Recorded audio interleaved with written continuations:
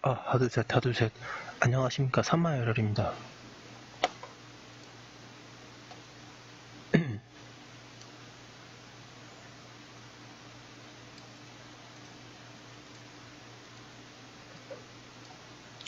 송덕수 교수님과 제10판 신민법 강의 2회도 제2부 물권법 시작하겠습니다. 제2부 물권법 이고요.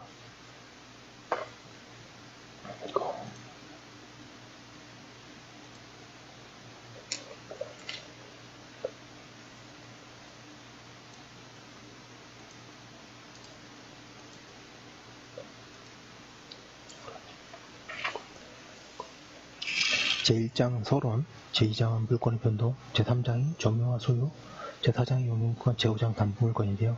다 아시다시피 물권법 총 부분이 있고 물권법 강론이 있고 점유, 소유 다 중요하고 담보물권에서 저당권 중요합니다. 다른 것도 당연히 아셔야 되고요. 그럼 기본서 순서대로 쭉 나가고 중간중간에 조문 확인하고 이런 식으로 하겠습니다. 산마열혈TV 질차 추천 부탁드리고 유튜브 구독을 권합니다. 제1장 서론 제1절 물권법 일반론 로마자 1번은 물권법의 의인 물권법은 민법의 일부분이다. 따라서 물권법의 의도 민법 전체의 의의에 있어서 마찬가지로 실질적으로 정의될 수 있는 형식적으로 정의될 수도 있다. 실질적으로 정의될 수도 있고 형식적으로 정의될 수도 있다. 앞에 것을 실질적 물권법이라고 하고 뒤에 것을 형식적 물권법이라고 한다.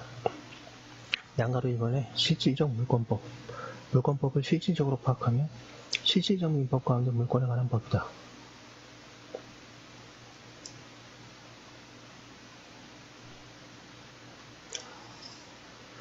이것을 달리 표현하면 물권 기타의 객체에 대한 지배관계, 즉 물권관계를 규율하는 일반 사법이라고 할 수 있다. 문헌들은 흔히 물권법을 사람의 물건에 대한 지배관계를 규율하는 사법이라고 한다. 그런데 그러한 정의에 의하면 물권의 객체에 대한 지배관계를 규율하는 법이 물권법에서 제외되고 법인의 지배관계도 물권법이 아니라고 하게 되며 특히 특별 사법상의 지배관계도 물권법에 포함되는 문제가 생긴다.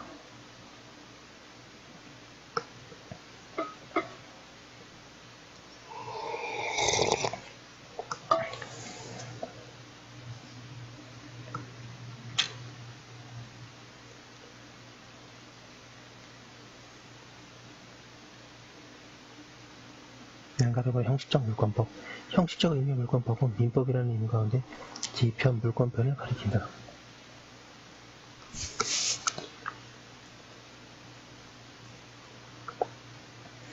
로마자 3번의 두 물권법 사이의 관계 실질적 물권법과 형식적 물권법은 일치하지 않는다. 후자가 전제의 뼈대를 이루고 있어 두 법은 중요 부분에서 서로 겹치나 형식적 물권법 가운데서는 실질적 물권법에 속하지 않는 것도 있으며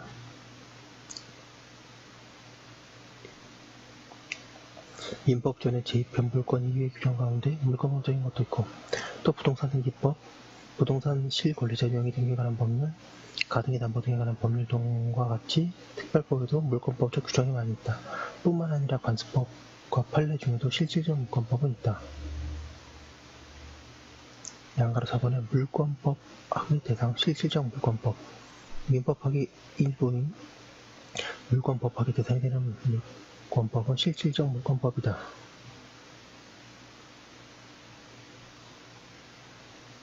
그런데 실질적 물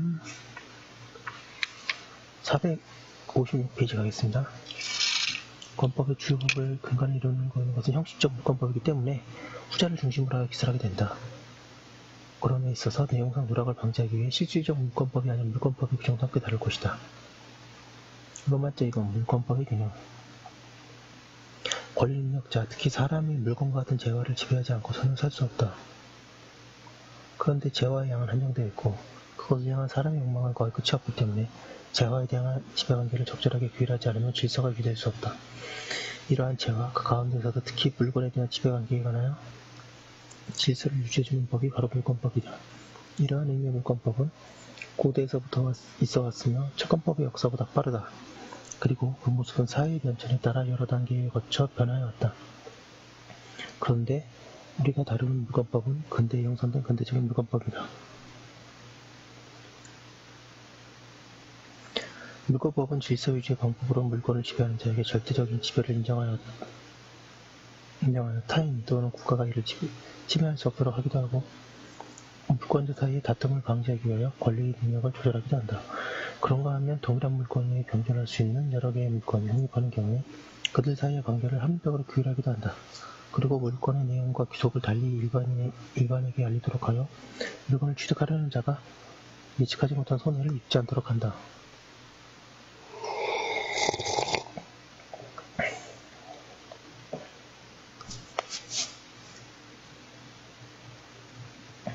로마字 3번의 물권법의 법원. 예, 안녕하십니까. 멸공모두님 맨날 반갑습니다.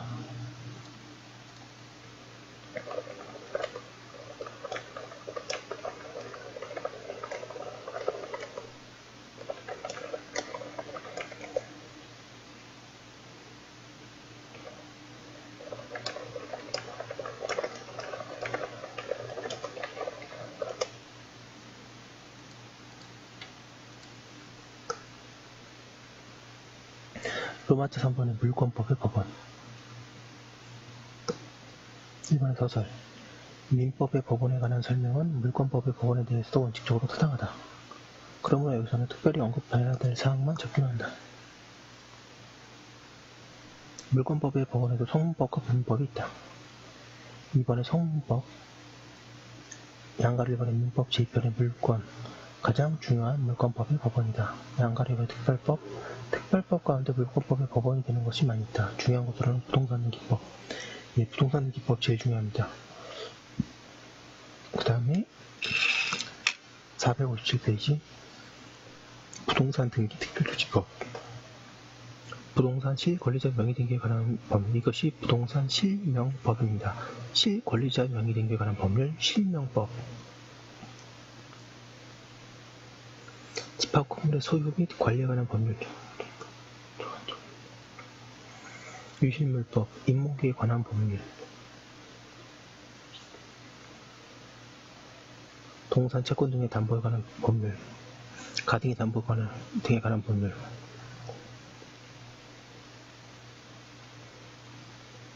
공장 및 광업재단 저당법.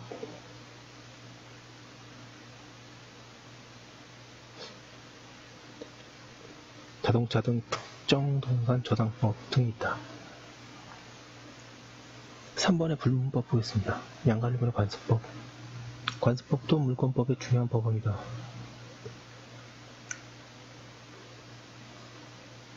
그리고 이때도 관습법은 성문법을 보충하는 효력이 있다. 그리고 물권의 종류나 내용에 관하여 관습법이 성문법에 어떤 관계에 있는지 물권법정주의 규정이기 때문에 별도의 설명이 필요하다.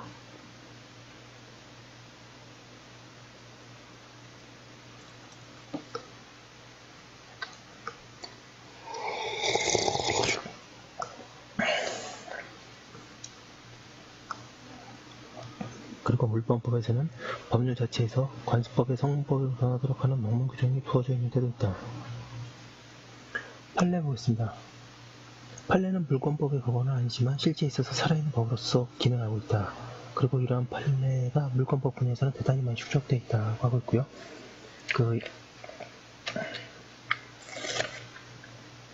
물권법 조문은요, 제가 법전을 보겠습니다. 물권법 조문 보시면 이제 물권법에서 물권법 총칙, 점유권, 그 다음에 소유권, 그 다음에 지상권, 지역권, 전세권, 그 다음에 유치권, 질권, 저당권이 있습니다.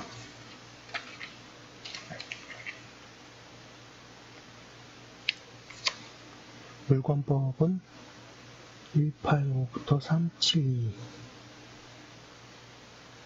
자, 그래서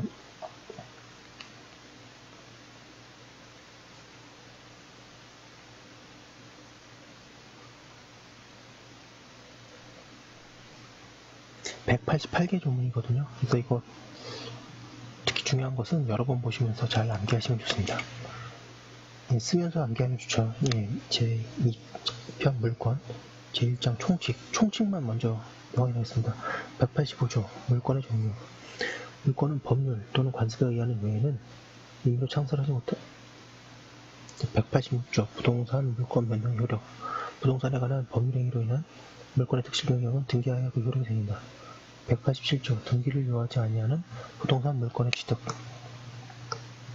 등 상속, 공용징수, 판결, 경매, 기타 법률의 규정에 의한 부동산에 관한 물권의 취득은 등기를 요하지 아니한다.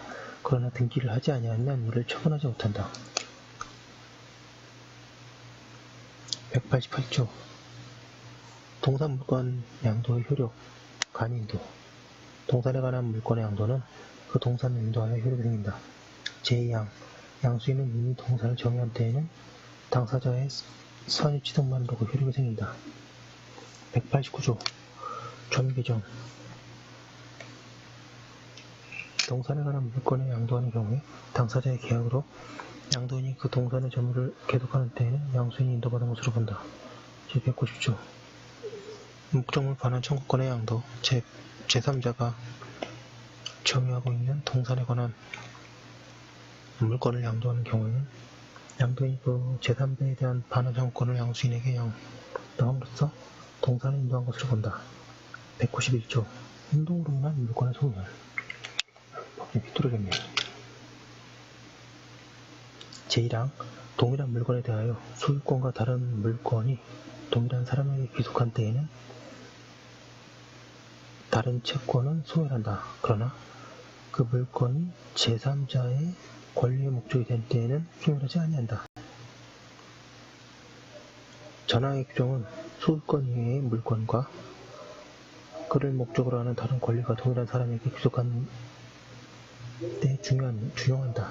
제3항 점유권에 관한 제2항의 규정은 적용하지 아니한다. 제3항 가시겠습니다. 점유권에 관하여는 전 2항의 규정을 적용하지 아니한다. 왜냐하면 혼동은 특징이니까요. 여기까지 한 거 올려놓고 잠깐 쉬었다가 다음 거 이어서 하도록 하겠습니다.